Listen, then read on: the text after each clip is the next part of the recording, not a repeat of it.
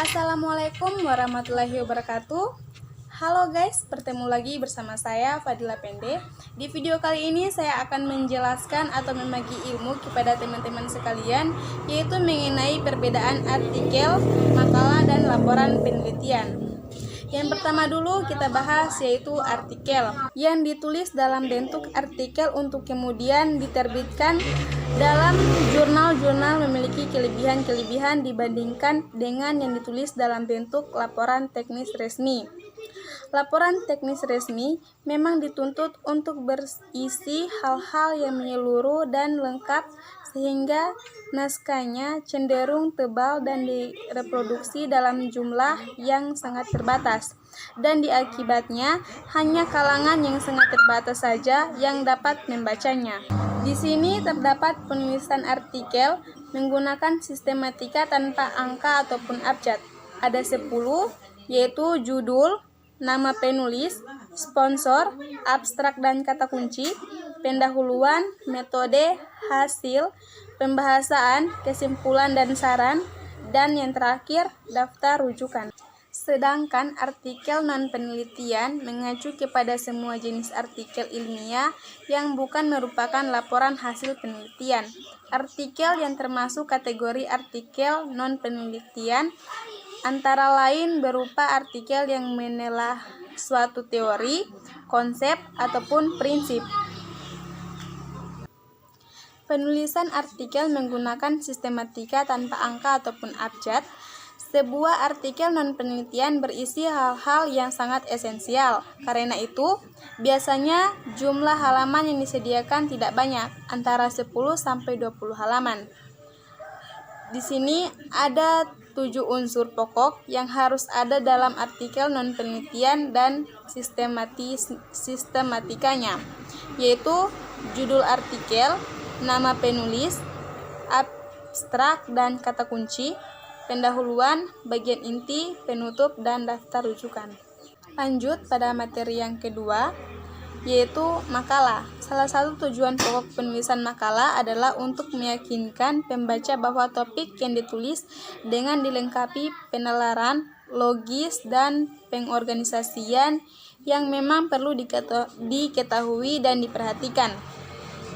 Makalah yang merupakan salah satu jenis karangan ilmiah memiliki ciri atau karakter seperti ciri makalah terletak pada sifat keilmiahannya. Artinya, sebagai karangan ilmiah, makalah memiliki sifat objektif, tidak memihak berdasarkan fakta, sistematis, dan logis.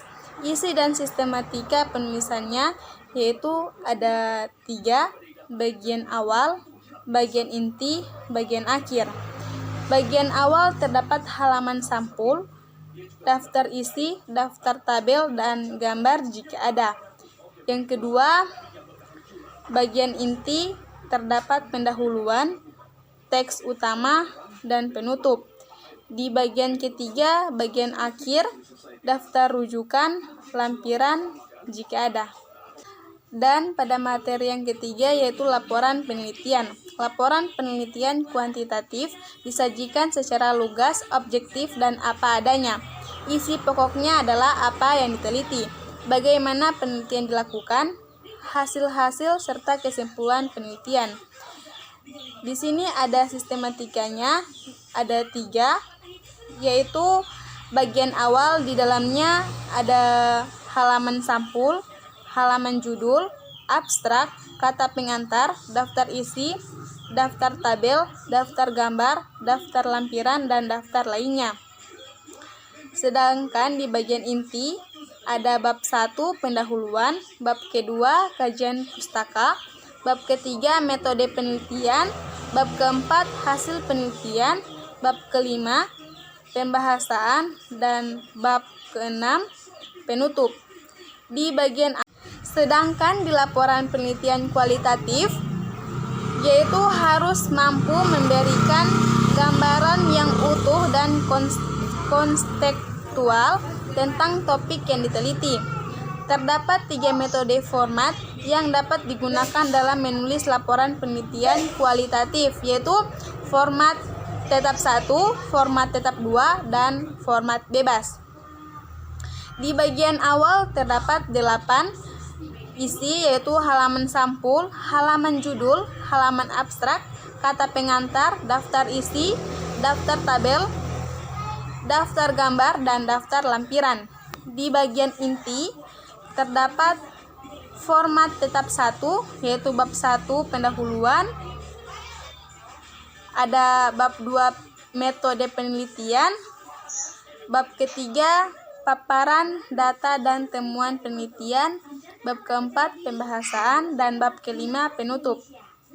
Di format tetap 2, di sini ada bab 1 pendahuluan, ada bab 2 kajian pustaka, bab ketiga metode penelitian, bab keempat paparan data dan temuan penelitian, bab kelima pembahasan, dan bab keenam penutup.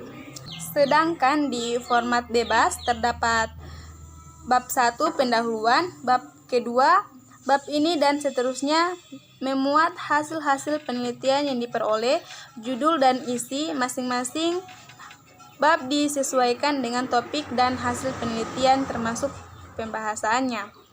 Dan di bagian akhir terdapat daftar rujukan dan lampiran-lampiran. Baiklah, hanya itu yang saya dapat sampaikan. Bila ada salah kata mohon dimaafkan. Wabillahi taufiq wal hidayah. Wassalamualaikum warahmatullahi wabarakatuh.